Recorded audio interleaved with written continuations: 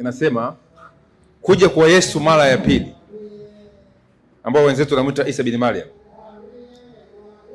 ni faida kwa Wakristo au Waislamu. Hii mada ilipendekezwa na Kisede, Ustaz Kisede Shaban. Ile ya kwanza ilikuwa kwa upande wa Ndacha. Sasa nitamwomba mwalimu Kisede dakika 20.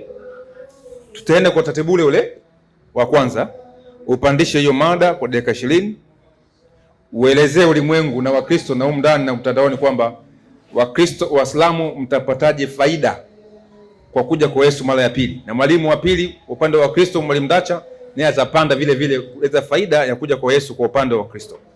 Nafikiri uko tayari. Basi panda juu tuokoe muda.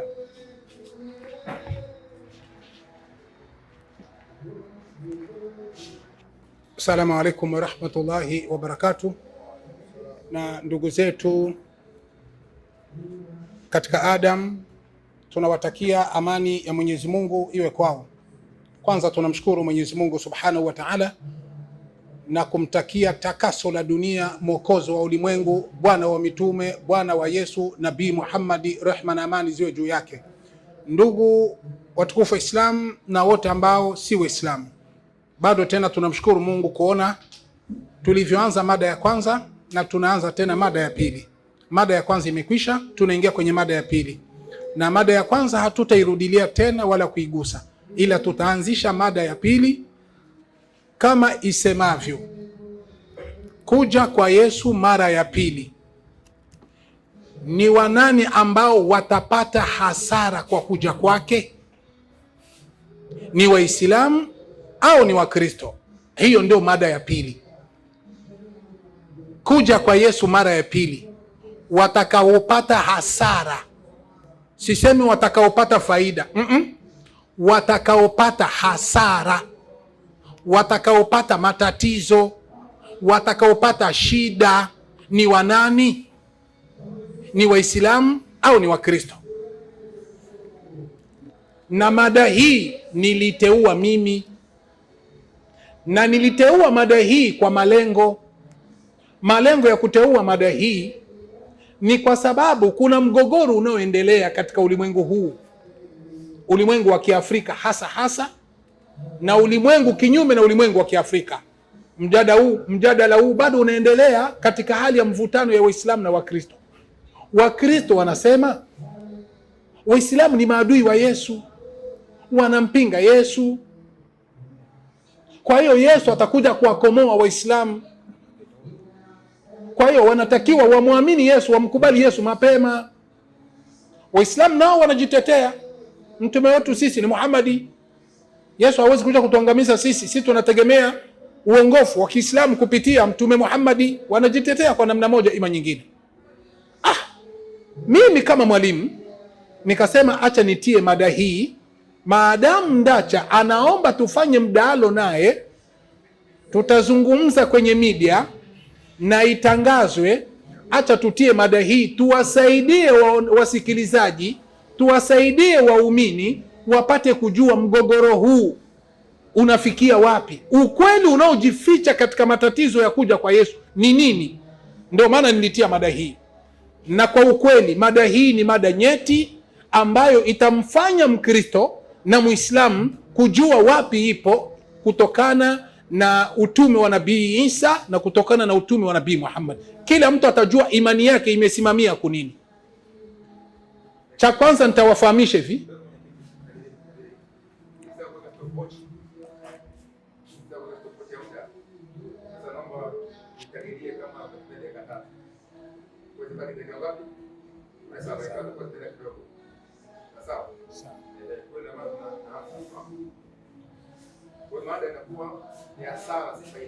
mada ni hasara. Ni hasara. Kuja kwa Yesu mara ya pili. Wanani watapata hasara? Au kwa Waislamu? Okay, sawa. Endelea. Naam, mwenyekiti alikuwa ananiuliza mada vizuri. Kwa hiyo mada hiyo ni kwamba kuja kwa Yesu Kristo ni wanani watapata hasara? Ni Waislamu ndio watapata hasara au ni Wakristo ndio watapata hasara? Kwa hiyo ndugu zangu watazamaji, kuna kitu ambacho kinajificha katika mada hii. na ninawapa uhakika watu wote mfahamu, mada hii mara nyingi haiongelewi makanisani, na ikiongelewa makanisani ni kama kugusagusa tu, haiongelewagi kiundani kwa sababu yao maalumu wanazozijua waalimu wa Kikristo.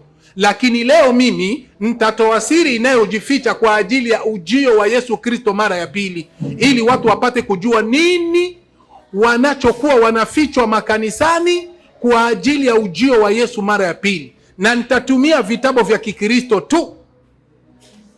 Jambo la kwanza, tunafahamu Wakristo wanajua na Waislamu wanajua.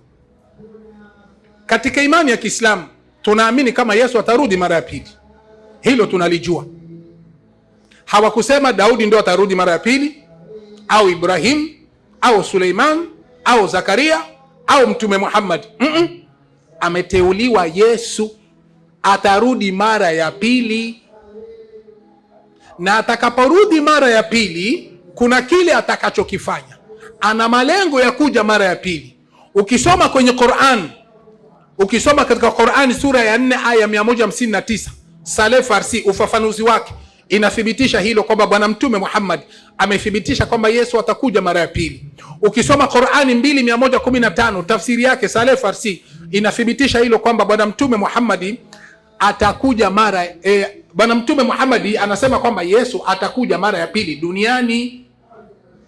Hiyo ni katika imani yetu sisi Waislamu, kwamba Yesu atakuja mara ya pili. Tunaamini hilo, hatuna nalo shaka kuja kwa Yesu mara ya pili.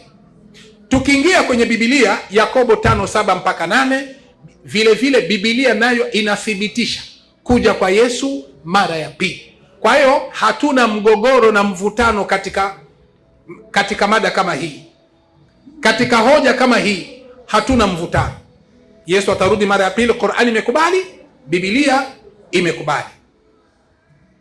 Sasa kama Yesu atakuja mara ya pili, katika kipengele cha pili atakuja kufanya nini? Hapo ndio kazi. Kwanza tungelijua anakuja kufanya nini Yesu, alafu twende katika kifungo cha 3 na cha 4 na cha 5 ili niweze kumalizia. Tusomee Ufunuo wa Yohana 16:16, tafsiri yake, ufafanuzi wake katika Biblia ya uzima tele. 16:16 inasema, 16:16, Harmagedoni ipo kaskazini ya kati ya Palestina. Harmagedoni iko kaskazini ya Palestina, ikimaanisha mlima wa Megido. Twende kazi. Itakuwa ndio kitovu cha vita ya siku ile kuu ya Mwenyezi Mungu. Twende kazi. Vita hii itatokea kuelekea mwisho wa dhiki kuu na kumalizika wakati wa Kristo atakaporudi kuwaharibu waovu. Basi kumbe kuja kwa Yesu mara ya pili ni kuja kuwavunja waovu. Sasa hapo ndiko ambako Waislamu wako au Wakristo ndio wako. Kama hao waovu watakuwa ni Waislamu ambao Yesu anakuja kuvunja, sisi hatuna shaka na vitabu. Kama ni Wakristo hatutakuwa na shaka na vitabu, na ndio mada yetu inasema kuja kwa Yesu mara ya pili anakuja kuwavunja wanani watakaopata hasara, ni Waislamu au ni Wakristo. Ila tumepata Yesu amekuja kufanya vita na watu waovu. Hiyo uzima tele, ukurasa wa 1973 1973 inasema, naam, kushindwa kwa mpinga Kristo mwisho wa dhiki kuu.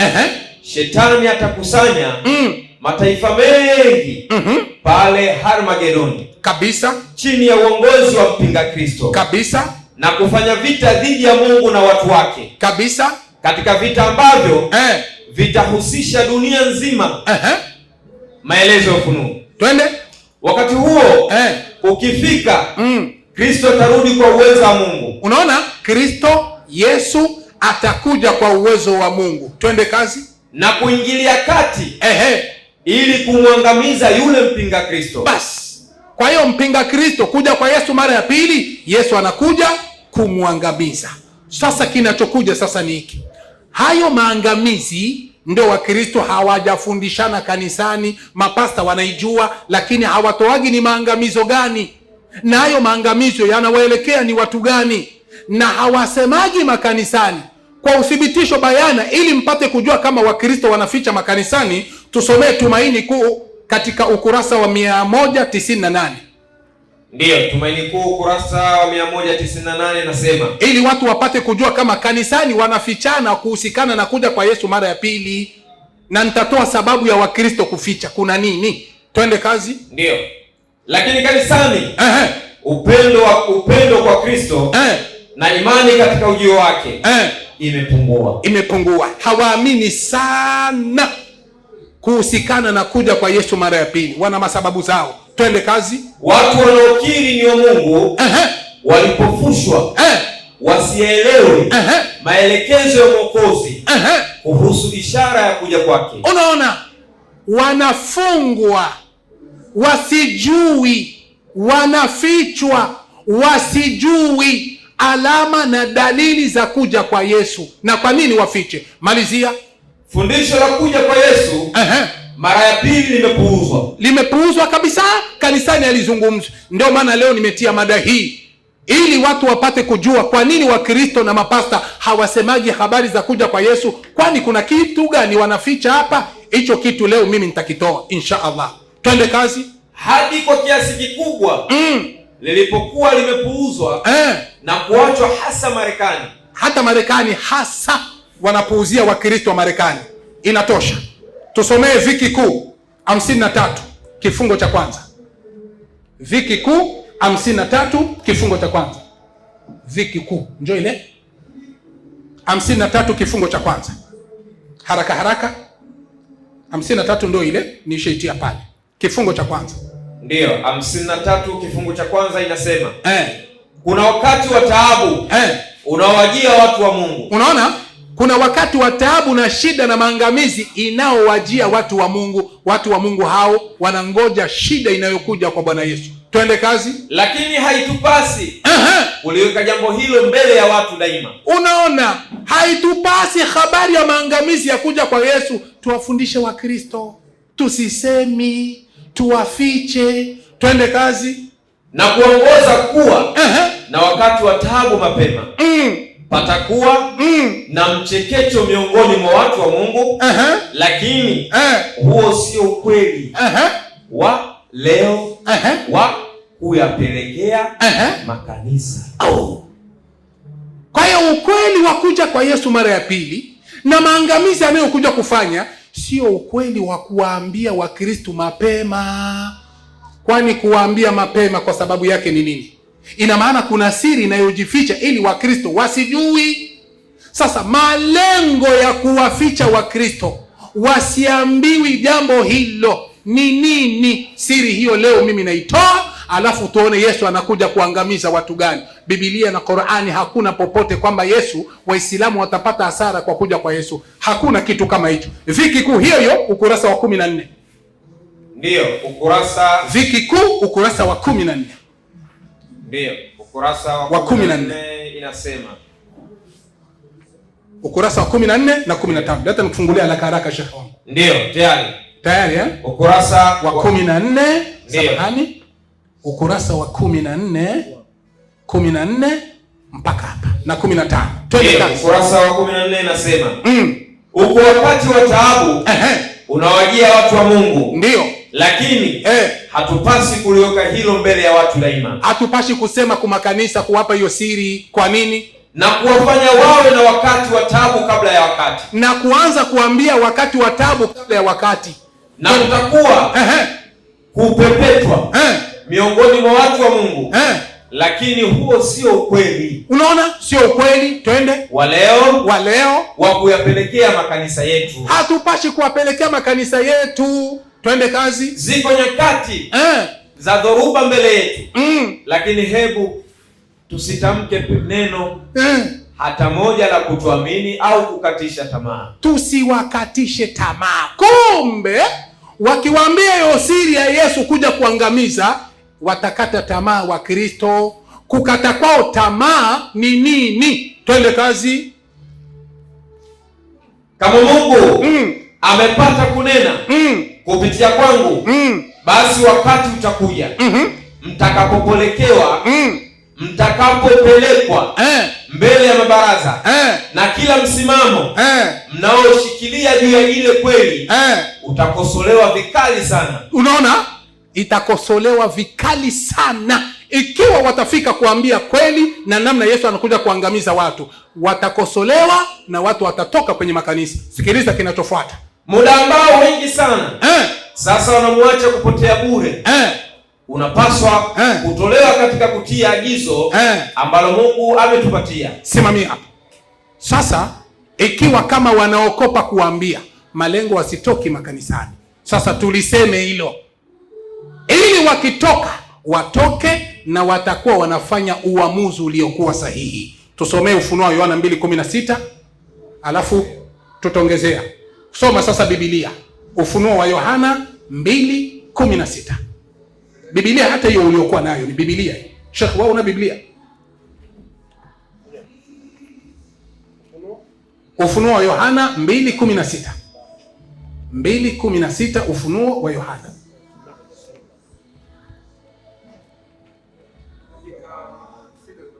Sita nyingi Sheikh wangu. Sita nyingi sana. Ufunuo wa Yohana 2:16. 2:16 Ufunuo wa Yohana.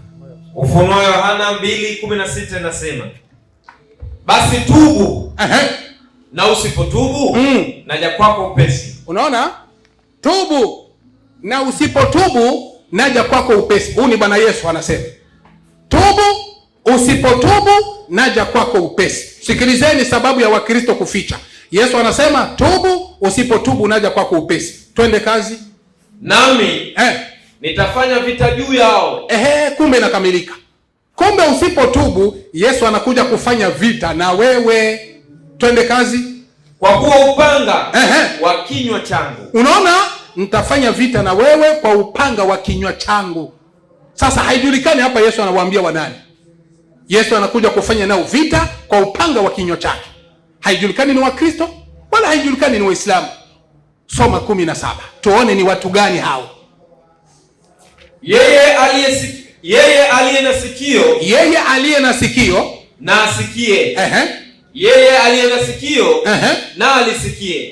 Neno hili ambalo Roho anayambia makanisa. Rudi tena. Yeye aliye na sikio. Yeye aliye na sikio na alisikie neno hili ambalo Roho anayambia wanani? Makanisa. Basi wanaoambiwa hapo watubu na wasipo utubu, Yesu anakuja kuwavunja na kuwatesa. Ushahidi kamili kulingana na mada. Yesu anakuja, atakapokuja wanani wataathirika, wanani watateseka? Kitabu kinasema ni watu wa makanisa. Twende sasa, hao watu wa makanisa ni kina nani wanaolengwa hapo? Tusomee Timotheo wa kwanza 4:1, lakini utupe ufafanuzi wake. Kifungo cha 3 na kifungo cha 5. Ndio. Haraka. Timotheo wa kwanza 4:1. Sawa. 4:1. Tupe sasa ufafanuzi wake. Nimetia alama kifungo cha kwanza na kifungo cha pili. Kifungo cha 3 njoo hapa. Kifungo cha 3 njoo hiki na kifungo cha kufuata ndio hiki.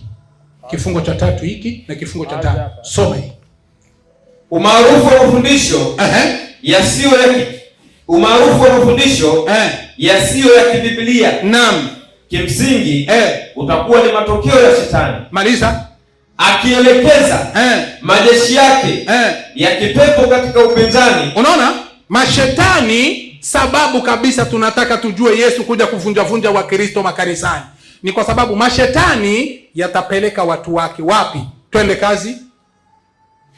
Majeshi yake ya kipepo katika upinzani uliozidi kwa kazi ya Mungu. Twende kazi. Kuja mara ya pili kwa Kristo kutatanguliwa. Sikiliza vitu vitakaotangulia kabla ya kuja kwa Yesu, na ndio maana akija anakuja kuvunja. Twende kazi. Kutatanguliwa na mkazo au nguvu. Unaona, kutatanguliwa na mkazo au nguvu kubwa ya Shetani. Kubwa ya kishetani itatangulia, ndio maana Yesu anakuja kupiga. Twende kazi. Imani itatangulia mbovu za kuwasiliana na roho za kuzimu. Kumbe imani ya kuwasiliana na roho za kuzimu zitatangulia, ndio maana Yesu atapiga. dini ovu zilizojificha, na dini za ovu za uongo zilizojificha zitakuwa zimeisha tangulia. Ndio maana Yesu anakuja kupiga, kupagawa na mapepo, kutokewa na mapepo na udanganyifu wa kipepo, katika dunia, na wapi? Na ndani ya kanisa. Bas, Allahu Akbar. Ndio maana Yesu anakuja kupiga. Uasi wa Ukristo unaendelea, maovu yanaendelea katika makanisa, huku wanajua wanamtafuta Mungu, huku wanajua wanamhubiria Mungu. Ndio sababu mojawapo ya Yesu kuja mara ya pili ni kuja kuwapiga Wakristo wote. Hakuna Mkristo ataponyoka hapa, na ndio maana hakuna andiko lolote kwamba Wakristo hawataponyoka. Hakuna. Malizia kifungo cha 5 haraka. Ndio inasema waumini waaminifu wasifikiri kwamba kwa sababu uasi wa imani unazidi sana ndani ya Kristo. Soma vizuri kaka yangu, ndani ya Kristo hakuna uasi. Rudi tena. Waumini waaminifu wasifikiri kwamba kwa sababu uasi wa imani unazidi sana ndani ya Ukristo. Unaona? Kwa hiyo ndani ya Ukristo uasi na anasa inazidi. Ndio maana Yesu anakuja kupiga kila aliye Mkristo. Aliyekuwa na akili aondoke mapema.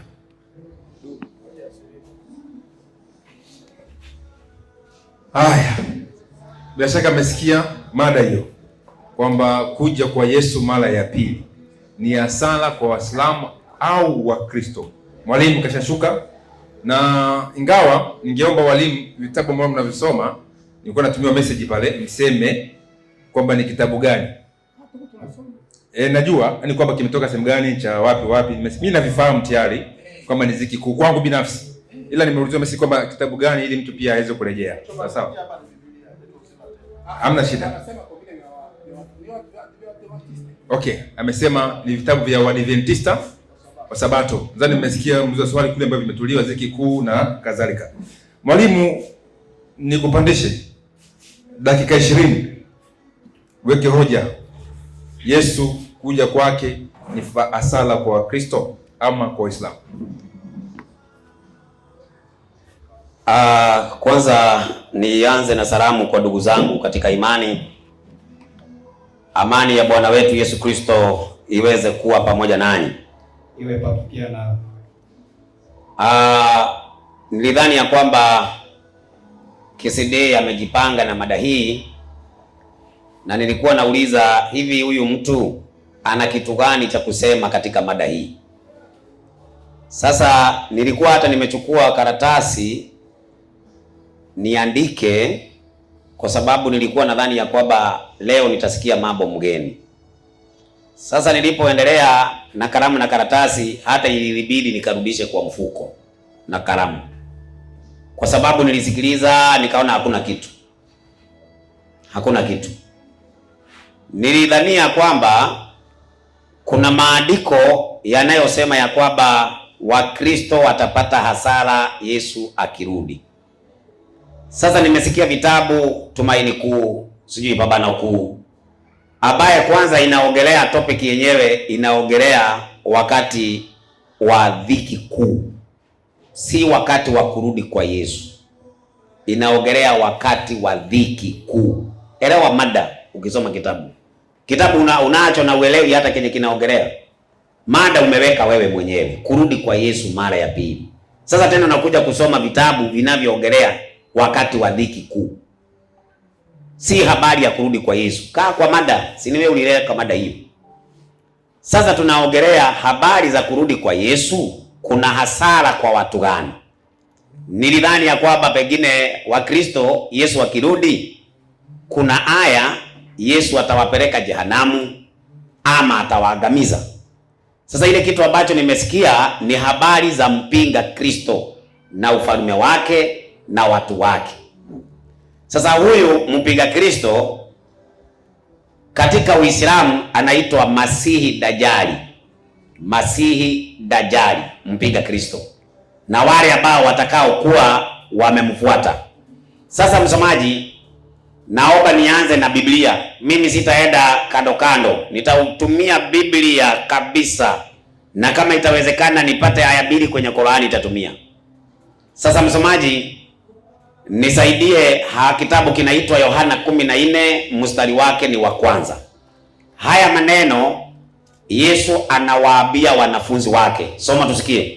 Msifadhaike mioyoni mwenu. Ndio. Mnamwamini Mungu, niaminini na mimi. Ndio. Nyumbani mwa Baba yangu na makao mengi. Kama sivyo ningeliwaambia. Kama sivyo ningeliwaambia. Maana naenda kuwaandalia mahali. Yesu anawaambia wafuasi wake, naenda kuwaandalia mahali. Basi mimi nikienda na kuandalia mahali, nitakuja tena niwakaribishe kwangu, ili nilipo mimi nanyi muwepo. Kwa hivyo Yesu anaongelea habari ya kurudi kwake, anakuja kuwakaribisha wafuasi wake mahali yako wakae na yeye.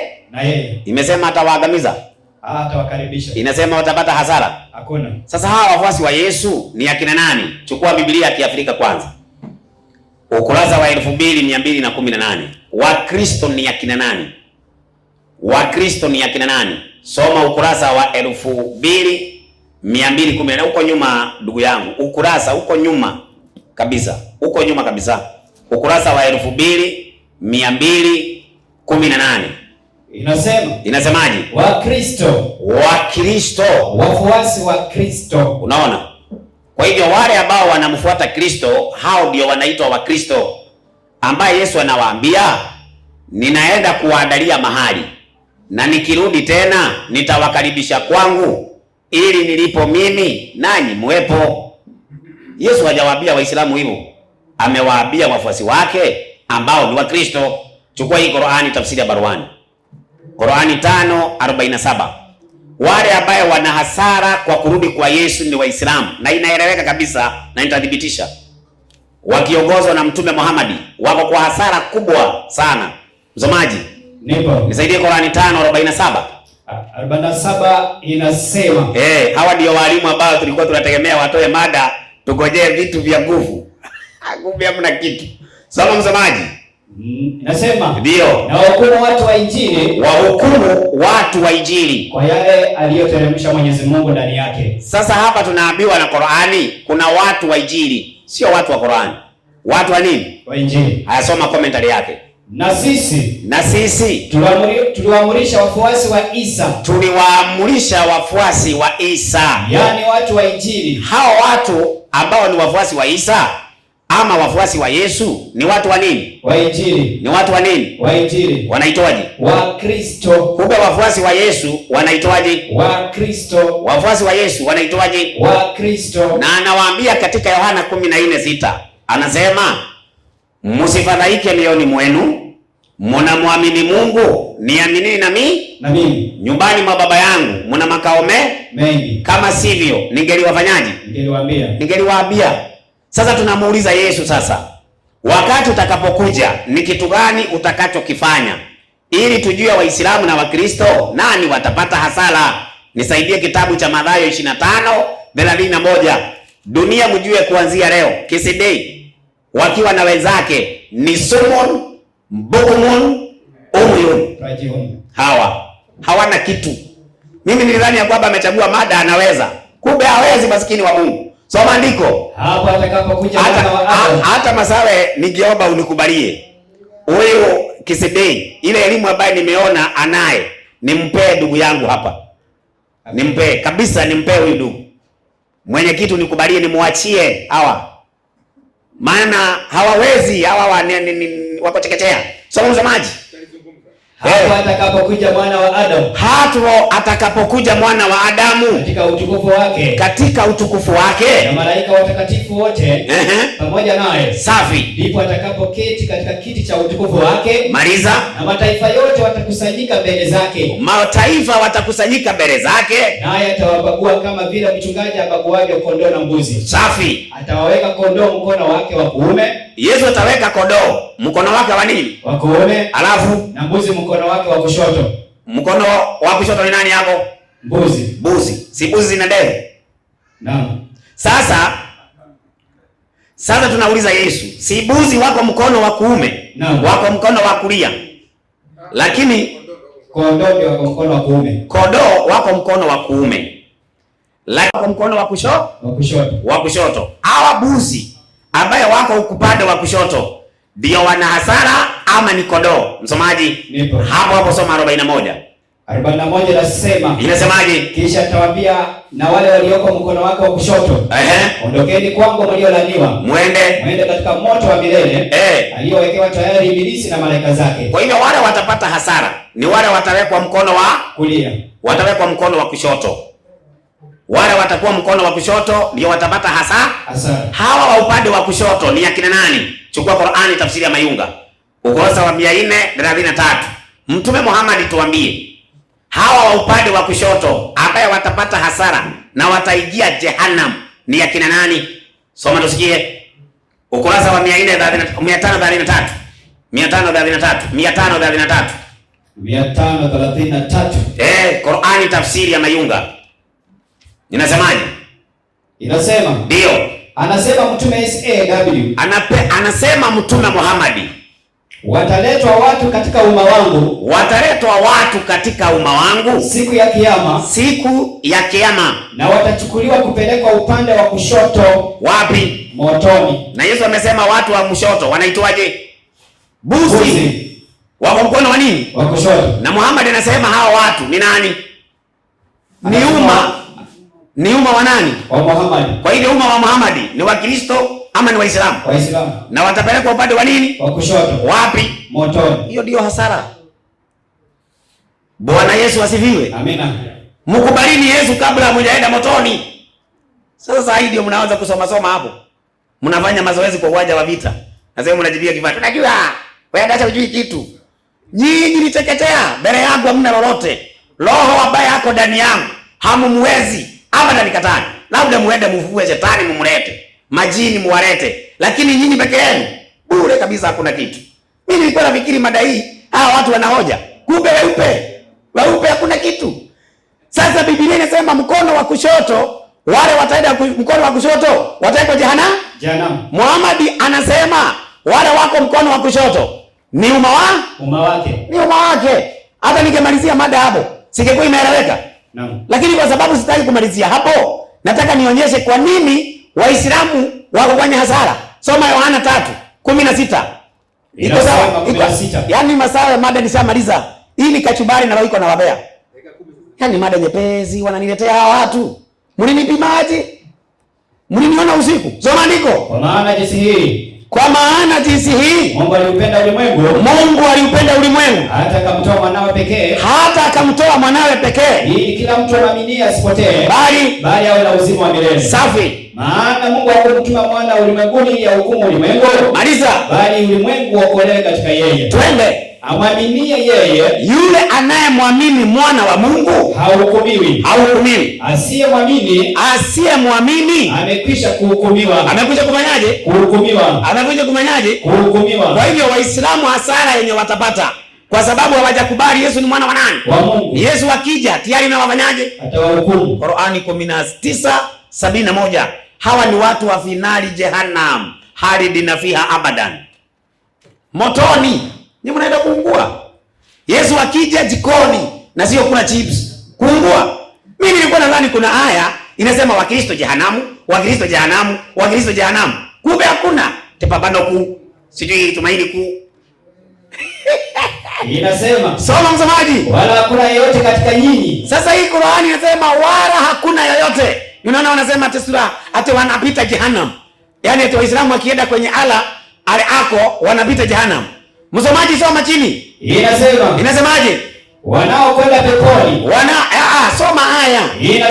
Inasemaje? Wala hakuna yeyote katika nyinyi. Wala hakuna yeyote katika nyinyi Waislamu. Ila ni mwenye kufikia hiyo jehanamu. Ni wenye kuifikia hiyo nini? Jehanamu. Ni wajibu wa Mola wako uliokwisha hukumiwa. Hawa ni watu tayari wameshahukumiwa wameshahukumiwa. Jehanamu inawagoja. Yesu akirudi jehanamu inawagoja. Huyo mtu wa kuasi, nipe kitabu kinaitwa Wathesalonike wa pili 2:7. Mimi nakuomba mwenyekiti, wacha nimwachie huyu ndugu yangu. Hawa watu wacha nimwachie kabisa mwenyekiti, nakuomba. Soma hiyo 2:7. Hawa elimu yao ni ya kina Deme. na mwalimu mwenzangu hapa. Soma msomaji. Wathesalonike wa pili. Ndio. Wathesalonike wa pili 2:7.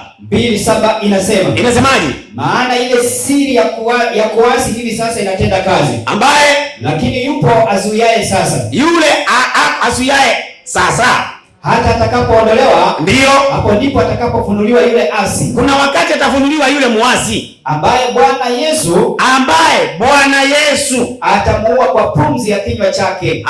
Amekuja kuangalia. Wathesalonike wa pili 2:7. Kufa kabisa. Kifo cha mende. Miguu juu.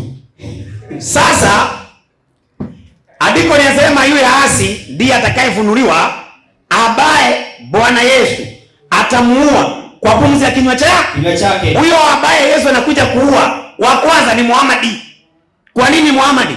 Kwa sababu Muhamadi ndiye muasi. Ameasi nini? Waraka wa kwanza wa Yohana 5:4. Nyinyi mmeasi mkiwa na Muhamadi jikoni na wagoja, na huo ndio hasara. Soma msomaji. Waraka wa kwanza wa Yohana 5:4. Inasemaje? Kwa maana kila kitu kilichozaliwa na Mungu ufanyaje? Ushinda ulimwengu. Hiyo. Na huko ndiko kushindako ulimwengu. Hiyo imani yetu. Safi. Mwenye kushinda ulimwengu ni nani? Twende. Isipokuwa yeye aminiye ya kwamba Yesu ni nani? Yesu ni nani? Ni mwana wa Mungu. Kwa hivyo yule ambaye ni muasi ni yule ambaye anapinga imani yetu, ambaye Yesu anakuja kumuua kwa kinywa chake. Nani ameasi na akapiga imani yetu? Nisaidie Qur'ani 6:101. Muhammad na wafuasi wake wameshaasi. Yesu akija anawamaliza. Soma msomaji. Suratul An'am. Naam. Aya 101 nasema. Inasema 101. Inasema ndio. Yeye ndiye Mungu wa mbingu na ardhi. Safi. Inamkikaje awe na mwana hali hana mke. Na imani yetu ni Yesu ni mwana wa nani? Wa Mungu. Na yule asi Yesu alikuja kumuua. Muasi wa imani yetu. Muhammad amesema Mungu hana nini? Hana mwana. Lakini imani yetu Yesu mwana wa nani? Wa Mungu. Kwa hivyo Waislamu na Muhammad ni waasi. Si ndio Yesu akija anakuja kuwamaliza brother. Hiyo ndio hasara. Yesu akija anawakataa. Sasa tunauliza Yesu kwa sababu utakuja, ni watu gani utakayewafufua na ni watu gani ambaye hautawafufua? Yohana 5:22-23. Soma ndio sikie. Yohana Injili. Soma mpaka na 25. Inasema Yohana 5. Hasara ni kwa Waislamu. Yesu akuwe na hasara aje achome wafuasi wake. Atakuwa hajielewi. Yaani ya kwamba Yesu anasema wafuasi wangu ni wa Kristo. Alafu aje awachome. Atakuwa anajielewa. Ati Muhammad yakuje wafuasi wake awakatae. Wafuasi wa Muhammad wataenda na yeye pande ya Muhammad. Wafuasi wa Yesu wataenda pande ya Yesu. Wafuasi wa Muhammad wako mkono wa kushoto. Wafuasi wa Yesu wako mkono wa kulia. Wa upande wa kushoto motoni. Hasara. Soma msomaji. Inasemaje? 25. Ndio. Amini nawaambieni. Amini nawaambieni. Saa inakuja. Na sasa ipo. Ndio. Wafu watakapo. Nilikwambia Yohana 5:22 mpaka 25. Tena Baba hamhukumu mtu yeyote. Baba hamhukumu mtu yeyote, bali alimpa mwana hukumu yote. Safi. Ili watu wote wamheshimu mwana. Ndio. Kama vile wanavyomheshimu Baba. Maliza. Asiyeheshimu mwana. Yule asiyemheshimu mwana hamheshimu Baba aliyempeleka. Hamheshimu Baba aliyempeleka. Hawa wanamheshimu mwana. Hawamheshimu. Wala hawakubali mwana. Hawamheshimu hata Baba. Maliza. Amini nawaambieni. Amini nawaambieni. Yeye alisikia neno langu. Ndio. Na kumwamini yeye aliyenipeleka. Ndio. Una uzima wa milele. Safi. Wala haingii hukumuni. Twende. Bali alipita kutoka mautini. Maliza. Kuingia uzimani. Maliza. Amini nawaambieni. Ndio. Saa inakuja na sasa ipo. Safi. Wafu watakaposikia sauti ya mwana wa Mungu. Sauti ya Muhammad. Sauti ya mwana wa Mungu. Hao wanajua mwana wa Mungu? Hao umejui? Alamu mnafikiri mtasikia? Wale watasikia ni wale wanajua nani? Mwana wa Mungu. Hao ndio watasikia sauti ya nani? Ya mwana wa Mungu. Maliza. Na wale waisikiao watakuwa hai. Watakuwa hai. Hao wanaweza kusikia sauti ya mwana wa Mungu? Tiani. Watabaki hai? Kifo. Wale ambao wanajua Yesu ni mwana wa Mungu watakuwa hai. Wathesalonike wa kwanza 4:15. Hasara. Mimi nilikuwa nafikiri una maandiko kama haya. Hata kama si kwa Biblia pengine kwa Qur'ani.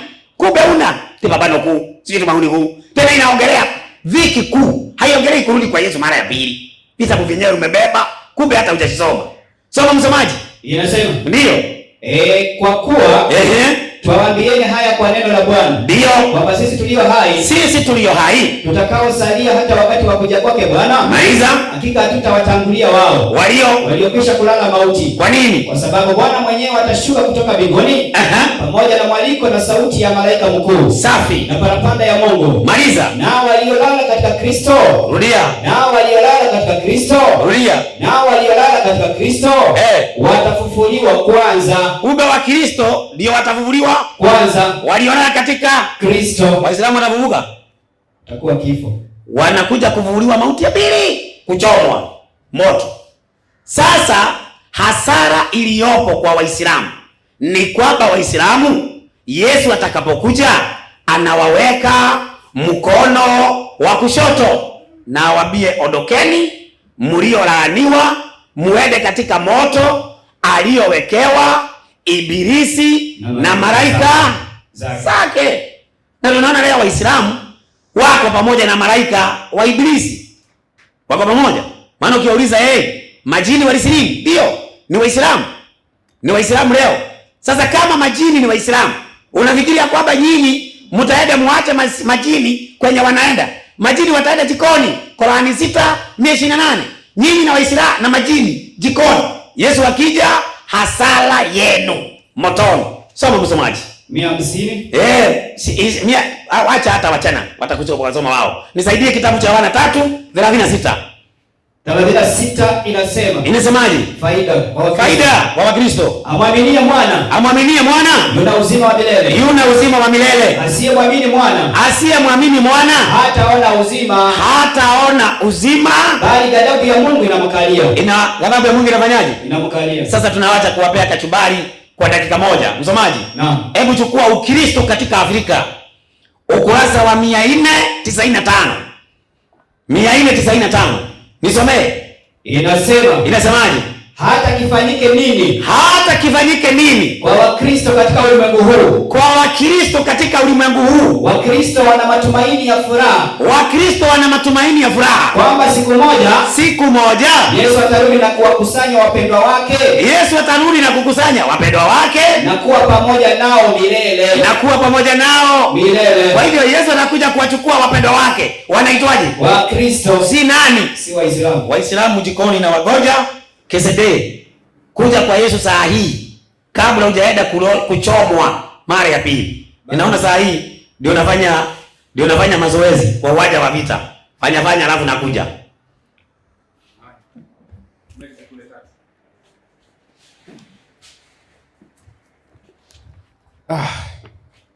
Jamani, mbona mko kimya hivyo? Bwana asifiwe. Amina. Takbiri. Okay, bado umesema. Sasa pande zote dakika 20 zimefanyaje? Zimeisha, ila nimempenda Ustazi Kisede Shabani kuleta mada ambayo ni unique, ambayo sijawahi kuisikia katika midaro toka mwaka ule 1985. Sasa upande zote zimemalizika. Hebu shika mbogo. Tunaingia sasa muda wa maswali. Mwalimu Dacha. Dakika 10. Sasa umenikumbusha, maana hii mada ya leo ni nzuri mpaka mwenyekiti natekewa. Dakika 10 Kisede. Furahia na hicho anachozungumza. Furahia na dakika 10 zake. Ndio maana mimi natabasamu muda wote tu. Sio na shaka. Ndio maana na afya. Wewe unakuyuvuka tu uso. Haya. Twende. Asante sana mwenyekiti, mwenye hekima zake. Pastor Ndacha alipofika hapa, jambo la kwanza amesema ndio mada hii. Nilidhani Kisede ataleta vitu vipya. Mwenyekiti, mimi naona Kisede, acha nimwachanishe tu na yule kama nani yule, ndo nani yule? Abeli Shiliwa. Maana anishushe mimi kwa kuongea na Abeli Shiliwa. Ndio anachokilenga hicho. Nikaona huyu alisema kwenye mtandao kwamba Kisede, tafuta wa kukusaidia. Kama ni Dr. Sule tafuta, kama ni Mazinge tafuta, usaidiwe. Mimi hapa sijasaidiwa, lakini yeye anaanza kutafuta usaidizi baada ya kuona ukubwa wa mada. Anaanza sema mwachie ule. Yote ni nini? Kashindwa. Anaanza kuchochoro. Ndio anatafuta uchochoro kwamba asaidiwe. Ukimleta yule hata kuwa na nivo ya kuongea na mimi nitamtia mwingine ndio ongee naye, kwa sababu itakuwa mimi na wewe tunatosheka. Uishajua nimekukomesha, hauna tena uwezo, basi na mimi nitakaa niwaache sasa wengine waendelee, unaojua wewe watakusaidia. Ndio maana yake hiyo, kwa sababu utakuwa umeashiria mimi sijui, nashindwa kwa hii mada.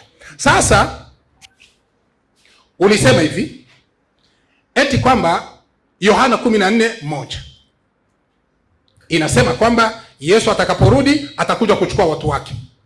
Mwenyekiti, ulisikia Yesu anakuja kuwachukua Wakristo? 1:14 unapiga swata. Haikusema Yesu anakuja kuchukua Wakristo. Anasema anakuja kuwachukua. Neno Ukristo hakutia hapo. Kwa hiyo wewe usipachiki. Ukitaka uniulize hao ni watu gani, mimi nitakupa. Alafu ukaongezea kusema katika kitabu cha Biblia ya Kiafrika ukasoma ukurasa wa 2218. Soma hii. 2218. Twende haraka nimalize hoja zake zote. Hakuna ambako amethibitisha kwamba Yesu hatakuja kuwavunja Wakristo. Hakuna. Ngoja kabla hujaendelea. Anachokuja kufundisha Ndacha, amefundisha kwamba Waislamu wataingia motoni. Ndio mafundisho yake. Katika dakika zake 20 amefundisha Waislamu wataingia motoni, Waislamu watakuwa mkono wa kulia, Waislamu watakuwa hivi. Hiyo sio mada yetu Ndacha. Sio mada yetu. Mada ni kusema hivi, Yesu anakuja atawaangamiza hawa au hawa. Kama ni Waislamu, toa andiko Yesu atawaangamiza Waislamu. Itamke, usidhanie wewe. Lakini tangu umeanza haujatoa, wasikilizaji wote ni shahidi. Ila umeongea kama Waislamu watakwenda motoni na kila aya unayoitoa sio vile inavyoongea. Naomba mimi nisijibu kwa sababu nikijibu huko nitakuwa ninatupa mada. Lakini hakuna hata uthibitisho uliotoa Waislamu watakwenda motoni. Uelewa wako ni mdogo sana. Mada Yesu anakuja kuwavunja Wakristo. Mimi nilitoa ushahidi kamili. Nikajua wewe utakapoingia utagusa pale nilipogusa. Nimetoa ushahidi Yesu anakuja kuwapiga Wakristo. Nilitoa ushahidi. Lakini ungelifika wewe ungelisema hivi, Kesede, ile andiko ulisema haisemi Wakristo, ungeeleweka. Andiko hili ulisema haisemi Wakristo, ungeeleweka. Lakini haukugusa hata andiko yangu hata moja. Lakini ukakuja na mada nyingine, Waislamu watakwenda motoni, Waislamu hawamwamini Yesu. Haiko ndio mada. Sasa somo hiyo aliyoanzia ya Kiafrika ukurasa wa 218 ndio inasema Wakristo, wafuasi wa Kristo. Simamia hapo. Akasimamia hapo. Unaona? Wakristo, wafuasi wa Kristo. Ilianzia wapi? Twende kazi. Neno lililotumika kwa mara ya kwanza huko Antiokia. Unaona?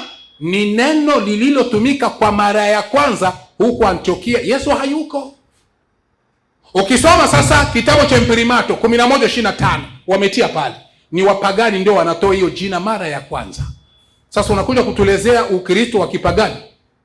Wapagani watakuwa ni wanafunzi wa Yesu.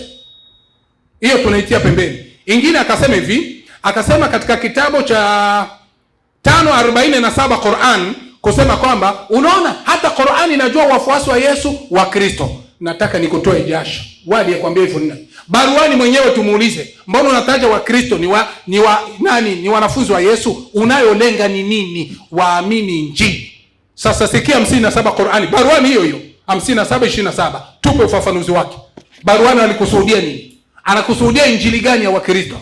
Sio kwa unarupuka kitu ambacho haujui. Mada hii inakushinda, ndio maana unaanza kutafuta msaada. Toa andiko Waislamu Yesu anakuja na wavunja. Andiko iseme, kitabu kiseme. Sio uanze kudhania Waislamu ni waasi. Waislamu ni waasi. Kama ni waasi, toa andiko Yesu anakuja anawapiga Waislamu. Kama vile mimi nimetoa andiko 2:16-17 Yesu anakuja kuangamiza Wakristo. Imetaja kabisa. Kwa nini na wewe usitoe ushahidi wa kutaja? Hakuna kitu kama hicho. 57:27 kitabu cha Baruani. Ndio. Hapa. Twende kazi. Ndio, inasema 57:27 kitabu cha Qur'ani inasema. Twende kazi baba. Injili aliyofunuliwa Nabii Isa. Injili aliyofunuliwa Nabii Isa na Mwenyezi Mungu sio hizi zinazoitwa injili za Matayo, Marko, Luka na Yohana zilizomo katika Biblia. Inatosha. Kumbe ulipotoa wafuasi wa Yesu wafuate Injili wa Kristo, kitabu Baruani anakuambia sio hao wanaofuata Matayo, Marko, Luka, Yohana. Baruani anawakana. Usizoe tena kutoa andiko. Inataja Wakristo, baruana na wakana. Sio wale wa Mathayo, Luka, Yohana. Kama we hauko huko basi utakuwa ni mwenyewe. Soboto. Kingine alisema hivi, akasema kwamba Mathayo 25:35 Yesu anawatia watu upande wa kushoto na upande wa kulia. Upande wa kushoto mbuzi, upande wa kushoto mbuzi, upande wa kulia kondoo. Ndio anasema hivi, hawa watakaokuwa upande wa kushoto motoni ndio Waislamu. Jamani, iliandikwa Waislamu? Hakuna. Lakini mimi naenda kwa Yesu mwenyewe atuambie hawa watakaoangamiza upande wa kushoto ni kina nani? Baba tusomee kitabu cha Mathayo 7:23 alafu tupe ufafanuzi. Tupe ufafanuzi. Mimi nakupa mada nyeti.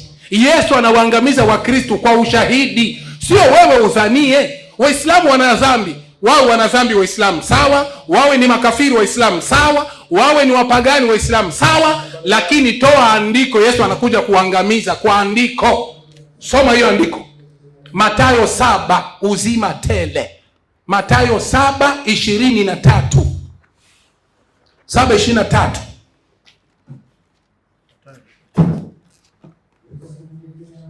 7:23 Mathayo. 7:23 Mathayo. Ndio hii. Tupe ufafanuzi 23 njoo hapa. Twende kazi baba. 7:23 inasema. Inasemaje?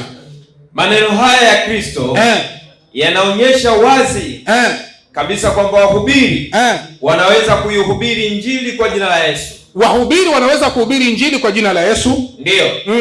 Wahubiri wanaweza kuihubiri Injili kwa jina la Yesu Kristo. Ndio. Wakitoa pepo na kufanya miujiza wakati wao wenyewe hawana imani iokayo, hawana imani iweze kuokoayo. Twende kazi. Ya kweli ya Kristo. Wakristo wanahubiri Injili, lakini imani ya hiyo Injili hawana. Hiyo ni maandiko. Twende kazi. Maandiko yanafundisha kwamba Injili ihubiriwayo kwa nguvu, shauku ya wazi ya kutenda haki na kufanya miujiza yaweza kutenda nyakati hizi chini ya ushawishi wa nini? Na nguvu za shetani. Basi ukiwaona Wakristo wanajidai kwamba tunahubiri Injili kwa jina la Yesu, tunatoa mapepo, au wanasema wanatumia nini? Mashetani. Sasa hapa tunaingia, kuna kitabu hapa kinaitwa Hofu juu ya mapepo na majini. Kitabu cha Wakristo walichokitunga ni wapadiri. Ukurasa wa 124. Sikiliza kinasemaje. Mimi niko natoa ushahidi kamili. Wakristo wanakuja kupigwa na Yesu. Sidhanie mimi. Wewe uko nadhania unafananisha. Waislamu ni waasi. Andiko gani Yesu anakuja kuwaua? Unasema tu ni waasi. Haya ni waasi. Wapi andiko Yesu anakuja kupiga Waislamu? Yesu anasema nimekuja kupiga Wakristo, nimetoa ushahidi. Kitabu hiki ukurasa wa 124 inasema hivi: sisi Wakristo hatuna mafundisho kama hayo ya viumbe fulani kutorokea kwenye viungo nyeti kama ilivyo. Sisi tuna swala la kuwinda mapepo, yani malaika waasi, yani mashetani, yani tofauti na majini yanayofundishwa na Waislamu. Hujui? Kwani tangu lini majini ni mashetani? Kafundisha nani somo hilo? Ewe nyinyi wa Kristo, muache kudanganywa. Basi ngoja tushitakiwe kwa kesi za uzalilishaji akina mama na akina baba kwa kuwapapasa maungo watoto wanawake. Waalimu wanawapapasa kwenye viungo vyao, kwenye maziwa yao. Siku gani Yesu hata kumgusa mwanamke alimgusa katika kumwombea? Wapi Yesu alitoa mapepo kwa namna hiyo? Mbona kama tunatumia kweli jina la Kristo hata kumgusagusa mtu mwanamke kwa ubaya? Uzuri wa jina la Yesu si kulitamka tu. Ya nini tuwavue wagonjwa wetu wanawake mablauzi, sidiria na sketi, na wanaume mashati tunawavua, tunawafulamisha na tunawatoa masuruali wao sisi wa Kristo? Jamani, sisi wa Kristo tumerogwa. Ndio maana basi Yesu amejiandaa kutukataa siku ile ya mwisho, akisema hakutujua kamwe, atatudhalilisha na tutachomwa tutakataliwa na Yesu. Wa inna ilaihi rajiun. Yesu atawachoma. Ndio mada hiyo. Yesu anakuja kuwavunja Wakristo. Toa andiko, Yesu anakuja kuwapiga Waislamu. Hutapata. Msiba mkubwa. Nimekuongezea dakika kabisa. Mwalimu Ndacha, ndio kupoteza muda. Naomba uje dakika 10. Kama ningekuwa Mwarabu ningesema inna lillahi wa inna ilaihi rajiun. Msiba. Unajua ni vile tu hataki kusema tu nimeshindwa iishe. Sasa anajaribu asema wacha nikufe kiumeume. Hivi ni nini hamuelewi? Kitu ya kwanza umesema hivi, katika baruani wafuasi wa Yesu wanaitwa Wakristo. Lakini kwa kuvunja hoja yangu ukasema hiyo injili sio hii ya kina Mathayo. Ni sawa, hata iwe sio hii ya kina Mathayo, lakini hoja iko pale pale. Wafuasi wa Yesu wanaitwa Wakristo kwa mujibu wa hiyo baruani. Hivyo hujavunja kitu. Mimi nilikuwa nafikiri baruani amesema wafuasi wa Yesu ni Waislamu, ningekuwa nimekufa mende. Lakini kama hujabadilisha hoja yangu ni ya kwamba wafuasi wa Yesu ni Wakristo, hata kama unadai ni jina walilolipaga watu wa Antiokia ndio limetumika kwenye Qur'ani, wafuasi wa Yesu wanaitwa Wakristo. Sasa nikawa nimesema hivi, kitu ambaye wewe haujaweza kuja na upite katika hiyo hoja. Katika Mathayo 25:31 Yesu anawabagua, wengine anawaweka mkono wa kulia na wengine mkono wa kushoto. Walio katika mkono wa kushoto hao ndio wanaenda motoni Yesu akija. Hao walio mkono wa kushoto, nikatoa dalili kwenye Qur'ani tafsiri ya Mayunga, ni watu wa umma wa Muhammadi. Sasa naomba nikuongezee kachubari, watu wa umma wa Muhammadi mpaka maswahaba watakuwa huo mkono wa kushoto. Sasa kama maswahaba wa Muhammadi watakuwa mkono wa kushoto, ni nyinyi mtapona? Msomaji? Naam. Nisomee kwanza, usoma kitabu kwa gozi. Kinaitwaje? Lihabu? Kinaitwa hapa. Kinaitwa Lihabu Sahirini. Soma kitabu. Inasema hadithi gani? Hadithi ukurasa wa ngapi? Ukurasa wa 167. Sasa mimi kwanza nakusomea hadithi za Muhammad zinazokubalika. Wacha wewe hitu vitabu unakuja naye hapa ambaye kwanza kitu ya kwanza usemi ni tu nani, tumeandikwa na nani. Wataikana unatambulisha kitabu. Alafu unatuambia nasoma kitabu cha fulani.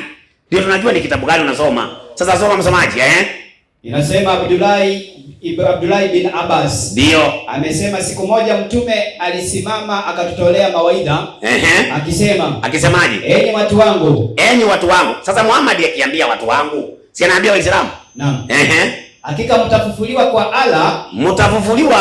Allah. Hali hamna viatu. Kwanza hamna viatu. Mko uchi na ni mazunga. Kama tulivyoanza umbo la awali. Ndio. Tutarudisha tena. Ni ahadi iliyo juu yetu. Ndio. Bila shaka sisi ni wenye kufanya tuyasemayo. Safi. Fahamuni. Mtu wa kwanza katika viumbe atakayevalishwa nguo na Ibrahimu ni nani? Fahamuni. Ni nani? Wataletwa watu katika umati wangu. Na watapelekwa upande wa kushoto. Wapi? Motoni. Twende. Nami nikasema. Mola wangu. Maswahaba wangu. Nitawaambiaje? Wewe hujui watu hawa walichozua. Kwa hiyo hata maswahaba wa Muhammad wanaenda wapi? Kushoto. Motoni. Sasa kama maswahaba wa Muhammad wanaenda mkado wa kushoto motoni, ni hawa kisidi wanapona? Hawatapona. Maswahaba wenyewe mkono wa kushoto motoni. Sasa tunamuuliza Yesu, wewe Yesu, ni wewe unawapeleka hawa watu mkono wa kushoto ama ni nani? Mathayo 25:41. Inasema 25:41. Ndio. Inasema kisha atawaambia na wale walioko mkono wako wa kushoto, ondokeni kwangu mliolaaniwa, mwende katika moto wa milele aliyowekewa tayari Ibilisi na malaika zake. Kwa hivyo Yesu ndiye ataweka watu mkono wa kushoto. Anawaambia endeni katika moto wa nini? wa jehanamu. Sasa yeye anataka watajwe tu Waislamu, wakati tayari Muhammad amesema ni watu wake. Kwani watu wa Muhammad ni Digo? Watu wa Muhammad ni Baniani? Watu wa Muhammad si ni Waislamu? Naam. Na Muhammad anakubali wako mkono gani? Wa kushoto. Tena motoni. Hiyo ndio hasara. Sasa uko na andiko moja linalosema ya kwamba Wakristo Yesu atawapeleka motoni. Una andiko kama hilo? Huna. Hata Yesu anapeleka Wakristo motoni. Mimi nimesema, msomaji saidia 9:41 Marko. Unajua hawa ni Waislamu ambao hawajasoma. Wamekuja wakaingia Uislamu, wakaanza kutembea barabarani hata wanaenda kuwachallenge wa Kristo. Elimu ya Uislamu hawana. Elimu ya Qur'ani hawana. Ya Biblia ndio usiseme. Soma. Kwa kuwa yeyote atakayewanywesha nyinyi kikombe cha maji, kwa kuwa nyinyi ni watu wa Kristo. Kwa hivyo Yesu anawaita wanafunzi wake watu wa nini? Wa Kristo. Watu wa nini? Wa Kristo. Watu wa Kristo. Sasa yeye akakuja akasema ati Muhammad ako juu ya Yesu kabisa mara 100. Iwezekanaje? Unafananisha Muhammad na Yesu? Sio ni kama kufananisha usingizi na kulala. Msamaji? Naam. Nisaidie Timotheo wa 2:4 mstari wa kwanza. Muhammad yako kwa kaburi anangojea Yesu akuje amvuvue, anasema Muhammad yako juu ya Yesu. Wakati yeye anangojea avuvuliwe na Yesu. Tena anavuvuliwa katika hukumu. Soma msamaji. Basi ndio. Wa kwanza. Wa pili. Wa pili anasema hivi. Wa pili anasema ndio. Na kuagiza mbele za Mungu. Na kuagiza mbele za Mungu. Na mbele za Kristo Yesu. Na mbele za Kristo Yesu. Atakayewahukumu walio hai. Atakayewahukumu walio hai. Na waliokufa. Muhammad amekufa. Kabisa. Atahukumiwa na nani? Na Yesu. Atahukumiwa na Yesu. Sasa mpaka wewe uniambie, Yesu akija anawaweka watu mkono wa kuume, mkono wa kushoto. Anawapeleka motoni. Nichukulie Mayunga ama nichukulie Aruru wa Marijani. Hadithi ya 1855. Mpaka ala mwenyewe anaweka guu lake jehanamu. Ninyi mnapona? 1855.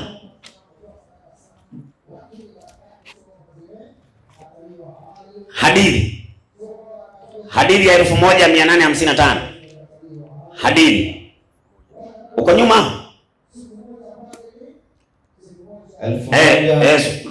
Fungua tu. Hivyo. Enda. Hata hara mwenyewe. Deme. Ukurasa hadithi ya 1855.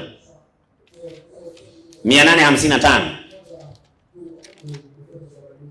Sasa basi kama umeikosa nitakuonyesha mahali nitakufungulia baadaye. Ukurasa wa 50 hiyo. Inasemaje? Nimeipata, ni ukurasa wa 1194. Hadithi ya 1055. Inasemaje? Hadithi ya Anas RA. Ndio. Amesema mtume SA. W. Ndio. Amesema. Ndio. Hakuna mtume aliyetumwa. Sikutaka hiyo lakini nitakupea baadaye.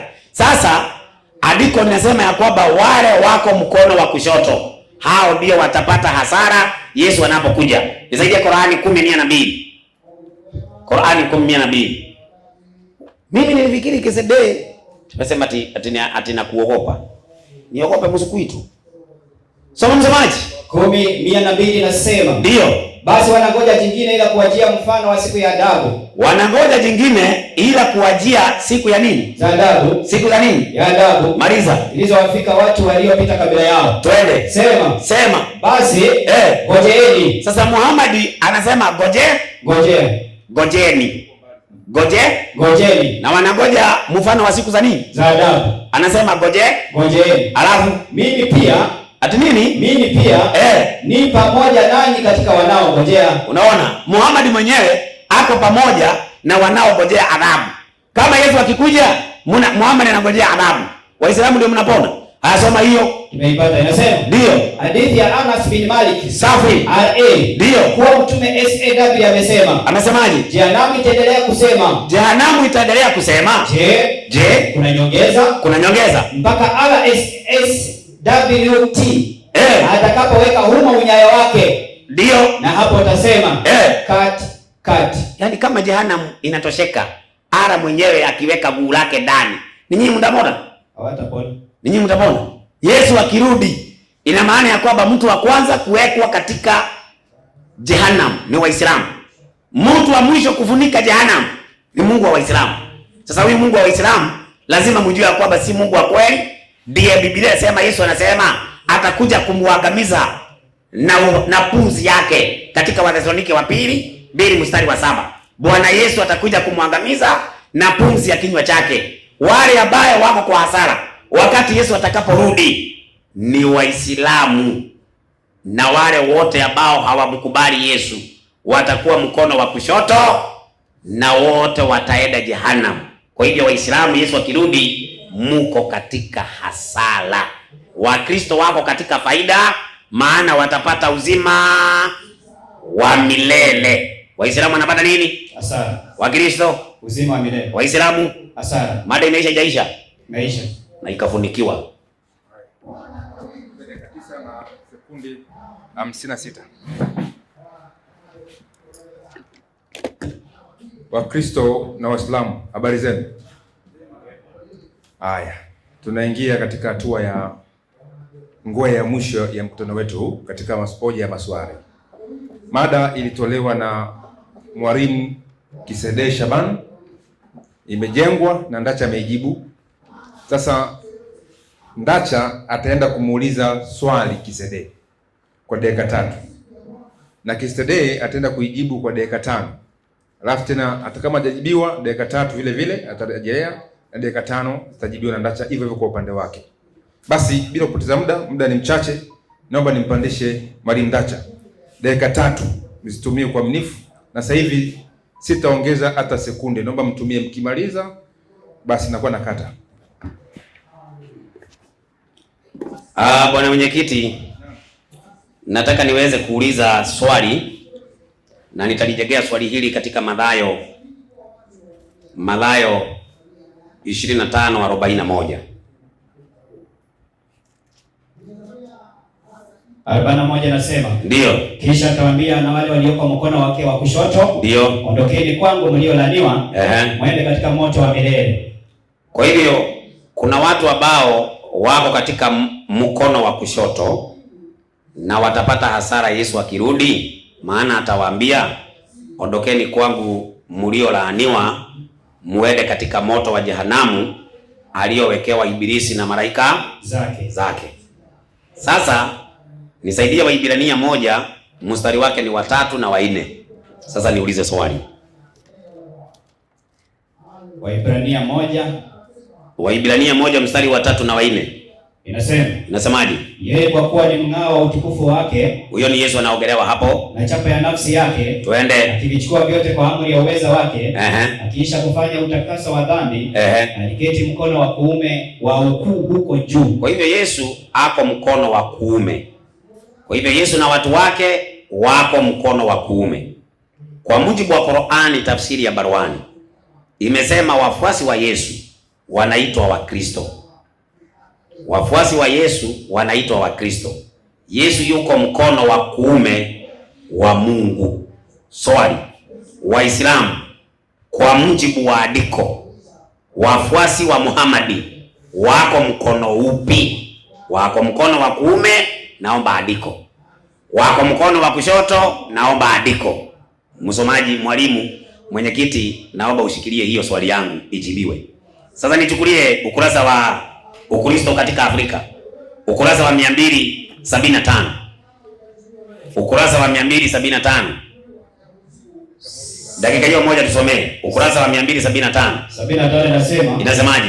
Watu walio katika dini zisizokuwa za Kikristo, watu ambaye wako kwenye dini ambaye si ya Kikristo, wanatafuta msaada kwa miungu. Wanatafuta misaada kwa miungu au kwa roho kuliko kwa Mungu. Maliza. Kuliko kwa Mungu wa kweli. Twende. Hatimaye wanaweza kudanganywa na kujikuta wao ni watumwa wa Ibilisi na mapepo yake. Kwa hivyo watu wote ambao si wa dini ya Kikristo wameshadanganywa na wako katika roho ya upotevu. Sasa aende katika ukurasa wa 496.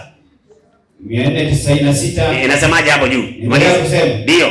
Pale juu, soma pale juu hapo. Pale. Anasema watasikia sauti yake, ndio Kristo. Ndio. Nao watatoka wale waliofanya mema kwa ufufuo wa uzima. Maliza. Na wale waliotenda mabaya kwa ufufuo wa hukumu. Safi. Wakristo ambao walikufa watafufuliwa kutoka katika wafu wakati Kristo atakaporudi. Basi, Wakristo watafanyaje? Watafufuliwa. Hapo imesema Islamu. Wakristo. Basi. Swali langu naomba lijibiwe.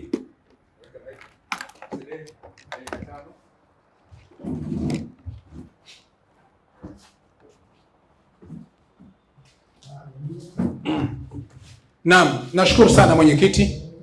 Kabla sijaweza kuingia kwenye swali lake, nimeliandika hapa na majibu yako tayari.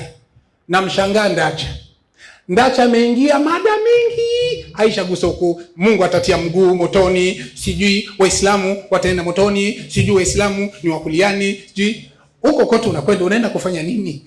Ndio sababu nilikwambia umekosa mada. Hii mada ni nyeti na hauna uwezo wa kuijibu, na ndio maana ushakwenda mbali. Ushagusa kila kitu kile ili utafute kueneza mada yako. Ndio sababu nilikwambia usiwe unakurupuka kuongea na walimu wakati mwenyewe huwezi kaongelea mada na uimalize. Mada Yesu anakuja kuwapiga Wakristo au Waislamu. Narudi tena, kila andiko nililolitoa la Yesu anakuja kupiga vita Wakristo inatamka hauigusi. Ila huko naongeza na kutetea. Hapana, Wakristo watafufuliwa, ni watu wa Yesu, sijui kaza wa kaza. Lakini kabla sijaenda huko, nataka nijibu swali lako. Mathayo 25:31-41. Yesu anawaweka watu siku hiyo ya kuangamiza. Kuna watakaokuwa kushotoni na watakaokuwa kuliani. Ameuliza Waislamu watakuwa kushotoni au kuliani? Si ndio hivyo mwenyekiti? Anauliza Waislamu watakuwa upande gani? Natoa majibu. Sikiliza majibu ya mwalimu, sio kama unavyokuwa wewe. Qur'ani 57:12. Qur'ani 57:12 inasema, Bismillahirrahmanirrahim. Naam. Naomba tuwe makini kusikiliza na tuwe makini. Msikie Waislamu watakuwa wapi? Upande wa kulia, kushotoni au kuliani? Twende kazi. Siku utakapowaona Waislamu. Siku utakapowaona Waislamu. Siku utakapowaona Waislamu wanaume na Waislamu wanawake. Nuru zao zinakwenda mbele yao. Zinakwenda mbele yao. Nuru ya Waislamu iko mbele. Twende kazi. Nuru zao zinakwenda mbele yao. Ziko mbele yao na kuliani kwao. Na kuliani kwao. Kuliani kwao. Kuliani kwa wanani? Kwa Waislamu. Waislamu ni wakuliani, si wa kushotoni. Twende kazi baba. Wanaambiwa furaha yenu leo mnapewa mabustani yapitayo mito mbele yake, kukaa humo daima. Huku ndiko kufaulu kukubwa kwa Waislamu. Basi Waislamu ni watu wa kuliani, si wa kushotoni. Uliuliza hao watakaokuwa kuliani ni watu gani na hao watakaokuwa kushotoni ni watu gani? Waislamu watakuwa upande gani? Nimekupa jibu. Waislamu watakuwa kuliani. Hiyo tumemaliza. Usiulizi tena hivi. Natoaga majibu mimi yako yale kama ulivyouliza. Sasa alizungumza hapa akasema Qur'ani Waislamu imewaita Waislamu Wakristo wanafunzi wa Yesu. Wanafunzi wa Yesu kwa masharti gani? Twende 5:66 baruani. 5:68 baruani. Haraka kwa sababu ya muda. Baruani 5:68. Twende haraka. Ndio, tunafunua haraka. Twende haraka baba. Baruani 5:68. 5:68. Tupe tu ufafanuzi wake mara moja. Nenda 111. Au ile kwanza 68, alafu uende 111. Sawa. 5:68 inasema hivi. Naam, 5:68 baruani. Ndio, 5:68 inasema. Ufafanuzi wake haraka. Twende haraka. 5:68 ufafanuzi wake inasema. Naam. Ewe mtume, waambie watu wa kitabu. Hakika nyinyi hamtakuwa mnafuata. Enyi watu wa kitabu, yani Wakristo na Wayahudi, hamtakuwa mnafuata. Ewe mtume, kwa niaba ya wasikilizaji wetu. Ndio. Ewe mtume, waambie watu wa kitabu, yani Biblia. Hakika nyinyi hamtakuwa mnafuata dini sahihi, ila mtapo zitangaza hukumu zote za Torati na Injili na mkazitenda na mkiamini Qur'ani iliyoteremshwa na Mwenyezi Mungu kwa mtume wake kwa ajili ya kuongoa watu na yakinika, ewe mtume. Inatosha kaka, ili mpate kuwa watu wa Yesu. Qur'ani inasema ni mpaka muamini Injili kiusawasawa na kuamini maneno ya Bwana Mtume Muhammad. Usi unatumia Qur'ani, wenye Qur'ani ndio sisi. Unapiga aya hii tunakupa majibu. Sasa rudia 111 Qur'ani. Ndio. Na nilipowafunuliwa wanafunzi wa Isa kwamba waniamini mimi na mtume wangu, nani? Wakasema tumeamini na shuhudia kuwa sisi ni Waislamu. Bas, wanafunzi waliomfuata Yesu waliitwa ni Waislamu. Nilitaka kupiga bomu hapa kwamba Yesu Muhammad anamuokoa, lakini basi muda umekwisha.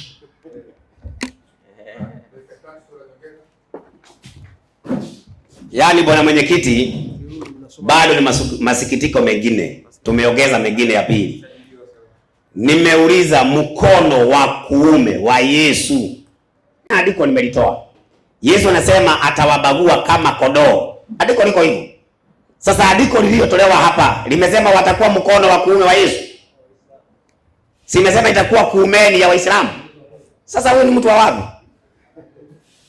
Kuumeni ya Waislamu. Sasa andiko lilijegea hoja. Sikilizeni. Hoja yangu nimejegea katika andiko hili. Msomaji. Naam. Nisaidie 25:41 Mathayo. Kwani ukusikia andiko lenye nilitumia? Mimi sijasema mtakuwa kulia, hata nimeweza kuwa kuliani wa Masawe. Sio tunaongelea. Sasa andiko linatoa mtakuwa kuliani ya Waislamu. Si kuliani ya Yesu. Yesu anaweka watu kulia na kushoto. Sasa nyinyi mtakuwa pande gani? Ona usijibu swali. Tingine kona mada. Dashawesi. Soma. Kisha atawaambia wale walioko mkono wake wa kushoto, ndio, ondokeni kwangu. Soma vizuri. Nasema, kisha atawaambia na wale walioko mkono wake wa kushoto. Mkono wake wa kushoto. Mkono wa nani? Wa Yesu. Mkono wa nani? Wa Yesu. Wale wako mkono wa kulia ni wafuasi wa nani? Wa Yesu. Wale wako mkono wa kushoto si wafuasi wa nani? Si wafuasi wa Yesu. Nikauliza, Waislamu mtakuwa upande gani Yesu akija? Kwani mada inaongelea gani? Si mada inaongelea wakati Yesu anakuja? No. Yeye andiko alitoa anasema kwa kuliani ya Waislamu. Kuliani ya Waislamu, kwani Waislamu ndio wanakuja? Tunaongelea kurudi kwa Yesu. Mada ulichagua wewe. Sio mimi nilikuchagulia. Sasa badala ujibu swali kote mada ate kuliani ya Waislamu. Sasa ni kama mada iko Waislamu wakirudi ni nani watakuwa kwa hasara? Hiyo ndio mada. Mada iko Yesu akirudi watakaokuwa kwa hasara ni akina nani? Ndio nikauliza, Waislamu Yesu akirudi mtakuwa upande gani? Upande wa kulia ama upande wa kushoto? Msomaji, nipo. Naomba nichukulie Mayunga ukurasa 500. Ukurasa 500. Qur'ani tafsiri ya Mayunga. Ukurasa 543 soma. Anasema mtume SAW. Maliza. Wataletwa watu katika umma wangu. Muhammad mwenyewe anasema si KCD sasa. Wataletwa watu katika umma wangu siku ya kiyama. Siku ya kiyama. Na watachukuliwa kupelekwa upande wa kushoto. Yesu Muhammad anasema wataenda wapi? Upande wa kushoto. Watu wa Muhammad wako upande gani? Kushoto. Sasa swali yaniongeza sasa. Waislamu mtakuwa pande gani wakati Yesu atakapokuja? Mtakuwa mkono wa kulia ama mtakuwa upande wa kushoto Yesu akija? Jumbo swali wewe.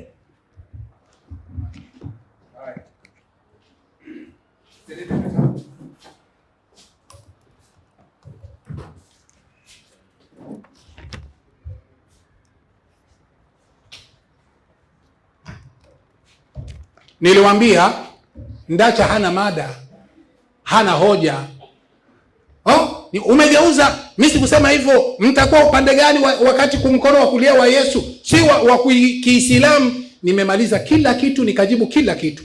Nimemuonesha hivi, wale watakaokuwa upande wa kulia watakuwa ni wanafunzi wa Yesu. Hilo halikatai. Halikatai. Kwanza nimempa 57:12. Qur'ani inasema Waislamu ni wa kuliani si wa kushotoni. Nimempa huyo. Kwa hiyo watu wa kushotoni si Waislamu, wa kuliani ndio Waislamu. Kisha nikampa 5,111 kwa sababu watu watakaokuwa kuliani si ni wale waliomwamini Yesu, si ni watu wa Yesu. Sasa tumepata wale watu wa Yesu ni wanani? Msomaji, rudia Qur'ani 5,111 haraka haraka. 5,111 Qur'ani. Wale wanafunzi wa Yesu wale ambao watakuwa kuliani ni wanani? Si nilikuwa nimejibu. Tena unarudilia. Soma hiyo. Ndiyo, 5,111 Qur'ani inasema. Inasemaje? Tunasoma aya. Na nilipowafunulia wanafunzi kwamba waniamini mimi na mtume wangu wakasema. Nilipowafunulia wanafunzi gani? Wa Yesu. Aliwafunulia nini? Twende kazi. Ndiyo. Wakasema hao wanafunzi, tumeamini na shuhudia. Tumeamini na Mungu shuhudia kama sisi ni waaminifu mbele yako kuwa sisi ni Waislamu. Sheria inasemaje? Ewe mtume, watajie umma wako yaliyotokea kwa nani? Tulipowatia hima kikundi cha aliyowataka Isa. Kikundi cha Isa, waliomkubali Isa, waliomfuata Isa, wakumbushe watu wako na wakumbushe Mayahudi. Twende kazi. Wamwamini Mwenyezi Mungu na mtume wake Isa, na mtume wangu Isa, yani Yesu, wamwamini. Na wakamuitikia wakawa ndio wanafunzi wake mahususi. Wale wanafunzi wakasema kujibu majibu ya Yesu, na wanafunzi wakasema tumeamini ewe Mungu, na shuhudia ewe Mola wetu, na Mola wetu shuhudia kama sisi wanafunzi wa Yesu tumemwamini na tumekuamini wewe Mungu mlezi. Shuhudia wewe Mola wetu mlezi kuwa sisi wanafunzi wa Yesu tumesafisha nia zetu na tunafuata amri zako, yani Waislamu. Allahu Akbar. Kwa hiyo wanafunzi wa Yesu walikuwa ni Waislamu. Unapouliza sasa hawa watu wa Yesu wenyewe watakuwa kumkono wa kulia na hawa watu watakuwa kumkono wa kushoto, Waislamu watakuwa upande gani? Nimekuonesha Waislamu ni wa sehemu ya upande wa kulia, na tunapata wanafunzi wa Yesu walikuwa ni Waislamu, na hawa wanafunzi wa Yesu ambao ni Waislamu watakuwa kumkono wa kulia wa Yesu. Subutu tena uje uingize. Kwa hiyo unataka kujifanya haukusikia, umesikia, unataka kuvuruga tu. Ametoa katika kitabu cha Mayunga, anasema kwamba siku hiyo watu wa umati wako wengine watapata maangamizi. Akatoa katika Mayunga Riyadh ya Swalihina 167. Sasa majibu yake, hawa ambao wataingia motoni watakuwa ni gani? Hawa umati Muhammadi ni watu gani? Tusomee majibu yake katika hadithi ya Lu'lu' wal Marjan, hadithi ya 1213. Tusikilize kwa makini. Hadithi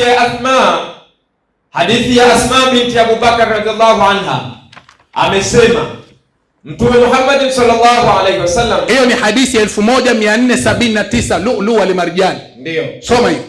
Hadithi ya Asma binti Abu Bakar radhiallahu anha. Twende kazi. Amesema Mtume Muhammad sallallahu alaihi wasallam. Naam. Amesema hakika mimi nitakuwa nimesimama ili nimuone atakayekuja kwangu. Mtume atasimama kwenye pepo yake. Pepo, Mungu anampa Mtume Muhammad pepo yake. Twende kazi. Ili nimuone atakayekuja kwangu. Naam, miongoni mwenu, nimuone atakayekuja kwangu miongoni mwenu, na baadhi ya watu watachukuliwa karibu yangu. Kuna baadhi ya watu watachukuliwa karibu yangu. Nitasema mimi Muhammad, hiyo pepo yenyewe nitapewa, mamlaka nitakayopewa peponi, nitasema ewe Mola wangu, hao ni miongoni mwangu, hawa ni miongoni mwangu, na ni miongoni mwa umma wangu, na ni miongoni mwa umati wangu, yani hawa ni Waislamu wangu. Twende kazi. Patasemwa hivi, unakijua walichokifanya baada yako we Muhammad, au unaoona ni Waislamu lakini unakijua walichokifanya? Malizia haraka haraka. Wallahi waliendelea kurudi nyuma yao, waliacha Uislamu. Kwa hiyo hao wenye kuingia motoni ni watu walioacha Uislamu wakawa Wakristo, yani makafiri. Sasa huko nataka kutupa andiko ya Wakristo kuingia motoni. Yangu 2:16-17 Ufunuo wa Yohana 2:16-17. 2:16-17. 2:16-17. Ndio. Tupe baba, tupe. Hakuna popote pale ambako utapata kwamba Yesu anakuja kuwapiga Waislamu, uweze ukapata. Ila utakachokipata ni mbwembwe kama za ndacha. Waislamu ni waasi, kwa hiyo Yesu atakuja kupiga waasi. Wapi imeandikwa Yesu atakuja kuvunja waasi Waislamu?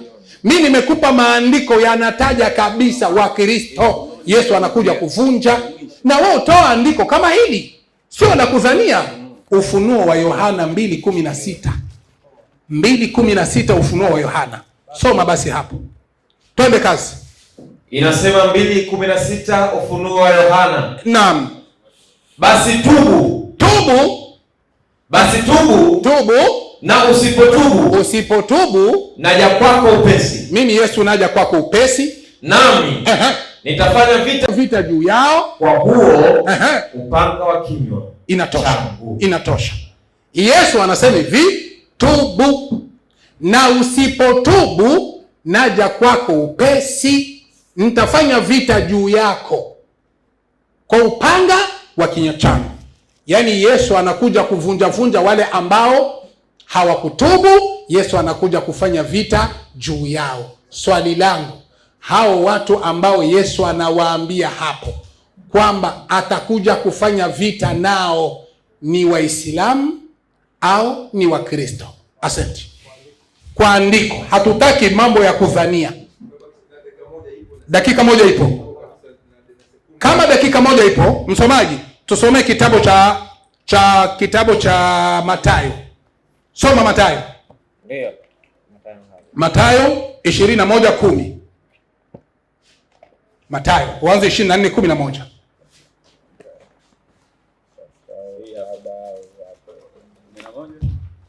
Mathayo 24:11. Anza basi Luka 13:25. Fanya Luka 13:25 mara moja. Kwa hiyo dakika yangu moja, ili nisiendi mbali na dakika zangu. 13:25 Luka.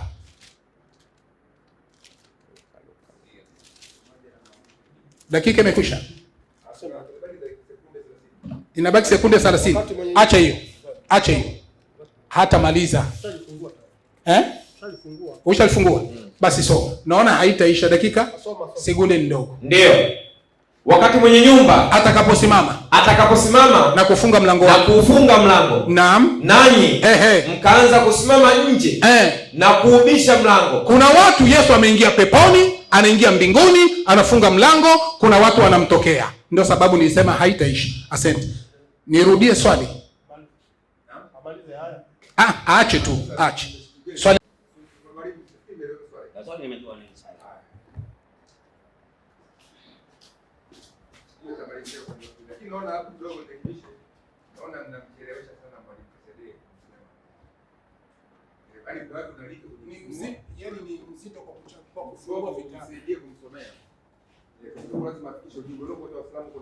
Hata Boko mwenyewe unafikiri anajua kufungua? Unafikiri kama angejua kufungua singekuwa ameshasaidia?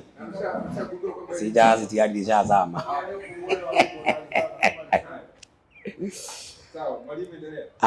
Swali ameuliza katika kitabu kinaitwa Ufunuo wa Yohana 2:16. Anasema naja kwako upesi, tubu na usipotubu nitafanyaje? Msomaji, hebu soma hiyo aya. Inasema ndio 2:16. Inasema basi tubu, ndio, na usipotubu naja kwako upesi, nami nitafanya vita juu yao kwa huo upanga wa kinywa changu. Juu yao ama juu yako? Juu yao. Lakini sehemu ambayo imesoma andiko imesema tubu ni wengi ama ni mmoja? Ni mmoja. Upanga unafanywa juu yao. Mmoja. Upanga unakuja juu yao. Kwa hivyo upanga hauji kwa huyu, unakuja juu yao. Kwa sababu huyu ambaye anaambiwa atubu ametubu. Wale ambaye hawajatubu ni wengine ambao upanga utakuja juu yao. Na Yesu ameshasema wako mkono gani? Wa kushoto. Sasa sijui unauliza swali gani wewe? Swali wa upaga huko juu yao, hao wako mkono wa kushoto. Sababu hoja yake ile iko najua ni kwa sababu ya mstari wa 17. Sikiliza roho jambo hili ambaye roho aabia makanisa. Hiyo ndio ile kitu ambaye ako naye hapo. Sasa Yesu ana kanisa lake. Kanisa lake Yesu anasemaje? Msomaji, 16 18 kitabu cha Mathayo. Inasema ndio 16:18. Inasema ndio, nami nakwambia Petro, maliza, na juu ya mwamba huu nitalijenga kanisa langu, wala milango ya kuzimu haitafanyaje? Haitalishinda. Basi kanisa la Mungu ama kanisa la Yesu, milango ya kuzimu haitalishinda. Kwa hivyo wewe, ile kitu unatakikana Kisedee ufanye ni uingie ndani ya kanisa la Yesu usalimike. Hivyo tu. Kwa sababu kanisa la Yesu halitaangamia. Wale wako nje ya kanisa la Yesu, hao ndio upanga utakuwa juu ya. Hebu nichukulie hiyo kitabu cha Ukristo katika Afrika. Ukurasa gani hapo? 200 na ngapi? Na 36. 236 inasema. Sasa soma. Kristo wote, kwa hiyo Wakristo wote ni matofali ya majengo, ndio, au mawe yaliyo hai. Yaani Wakristo wa kweli ni wale ambao ni mawe iliyo hai, ambayo ndio hekalu la Mungu la sasa. Ambaye ndio hekalu la Mungu la sasa. Kwa hiyo kanisa ni maskani ya Mungu katika roho. Kanisa ni maskani ya Mungu katika nini? Katika roho. Katika roho. Kwa hivyo Yesu anapokuja, anakuja kulichukua kanisa lake, kuja kuangamiza.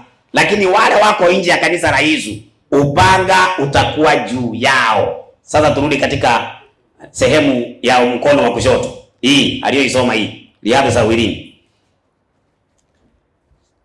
Ilikuwa ni ukurasa wangapi hiyo? Sasa nisomee sasa vizuri tusikie. Yeye anasema ya kwamba Kisedee anasema ya kwamba hao wako mkono wa kushoto kweli ni Waislamu ambaye waliacha Uislamu. Lakini hapa inasema maswahaba wa mtume. Sasa tunaomba utuambie, maswahaba wa mtume waliacha Uislamu? Uje tueleze. Alafu kitu kingine ambaye mada imeisha Masawe, na tunahitajika kuwabatiza Waislamu leo wote, kwa sababu Waislamu wa leo ni wafuasi wa Yesu kulingana na Kisedee. Kisedee amesema wale wako mkono wa kushoto, wale wako mkono wa kulia ni wafuasi wa Alafu akasema Waislamu ni wafuasi wa nani? Wa Yesu. Muhammad amekosa wafuasi leo. Yesu wao. Mada zimeisha. Tumemaliza mada. Hata Kisedee leo anasema ni mfuasi wa Sasa mahali amekosea ni kusema Wakristo wanafunzi wa Yesu walikuwa Waislamu. Hiyo ndio makosa amefanya. Hebu nisaidie Qur'ani 5:47. Qur'ani 5:47 hii ya Barwani tulikuwa tumeisoma. Wacha niirudie tu kwa kuikariri. Imesema wafuasi wa Yesu ni Wakristo, watu wa Injili. Au ndio wafuasi wa Yesu, sio Waislamu. So, watu wa Injili. Sasa nisaidie Qur'ani 12:19. Ama nichukulie Biblia ya Kiafrika, ukurasa wa 2216. Huwezi kusema ati wanafunzi wa Yesu walikuwa Waislamu wakati Muhammad ndiye mwanzilishi wa Uislamu. Kwani Muhammad walionana na wanafunzi wa Yesu wapi? Soma tusikie. Ukurasa 2216 na nini? Huko nyuma. Zimeshaisha. Haya. Mimi Ndacha namshangaa jamani. Ndacha mimi namshangaa. Yaani huyu jamaa hoja huna Ndacha. Nilikwambia hakuna swali mimi nitauliza uweze kulijibu. Kila swali ukiniuliza mimi nalijibu kabisa kiufasaha. Lakini sidhani kwamba mimi nitauliza swali upate kujibu. Mwenyekiti, swali langu niliuliza hivi katika 2:16. Hao ni kina nani? 2:16 Ufunuo. Soma hiyo. Nataka nimuoneshe kama huyu ni mwongo na hajui kitu na hajajibu na hatajibu kwa sababu uwezo huo hana. Na akithubutu kuijibu kiufasaha atakuwa anadhihirisha kabisa kwamba Wakristo Yesu anakuja kuwapiga. Mpaka sasa tumeanza na mpaka kwa muda huu hajatoa andiko Yesu anasema nakuja kuwapiga Wakristo, nakuja kuwapiga Waislamu. Lakini kwa sababu Waislamu ni waovu, Waislamu sijui nini, huko mimi siendi. Mimi niko wapi Yesu anawapiga Wakristo kama ninavyotoa mimi 2:16 Ufunuo wa Yohana. Tena. Allahu Akbar.